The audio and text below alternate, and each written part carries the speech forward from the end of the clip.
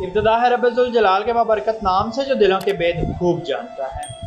السلام علیکم۔ ملزم ایک 15 سالہ لڑکا تھا۔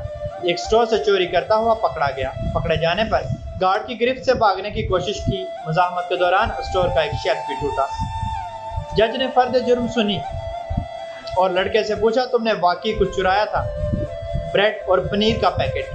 لڑکے نے اعتراف کر لیا۔ کیوں؟ مجھے ضرورت تھی، لڑکے نے مختصر جواب دیا۔ خرید لیتے، پیسے نہیں تھے۔ گھر والوں سے لے لیتے، گھر پر صرف ماں ہے، بیمار اور بے روزگار۔ بریڈ اور پنیر اسی کے لیے چرائی تھی۔ تم کچھ کام نہیں کرتے؟ کرتا تھا ایک کار واش میں۔ ماں کی دیکھ بھال کے لیے ایک دن کی چھٹی کی تو نکال دیا گیا۔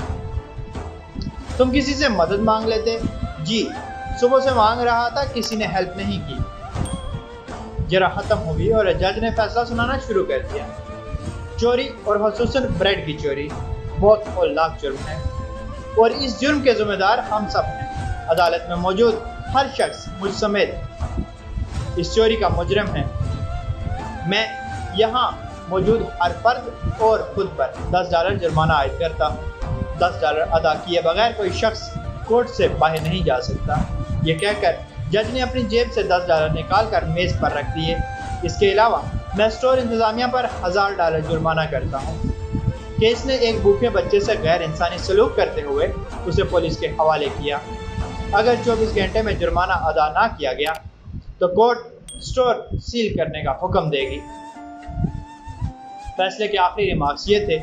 اسٹور انتظامیہ اور حاضرین پر جرمانے کی رقم لڑکے کو ادا کرتے ہوئے عدالت اس سے معافی طلب کرتی ہے۔ فیصلہ سننے کے بعد حاضرین تو اشک بار تھے ہی، اس لڑکے کی تو گویا ہچکیاں بن گئی اور وہ بار بار جج کو دیکھ رہا تھا۔ کفر کے معاشرے ایسے ہی نہیں پھل پھول رہے، اپنے شہریوں کو انصاف ہی نہیں عدل بھی فراہم کرتے ہیں۔ اللہ پاک سمجھ کی توفیق عطا فرمائے۔ اللہ پاک آسانیاں حاصل اور تقسیم کرنے کا شرف عطا فرمائے۔ آمین۔ جزاک اللہ۔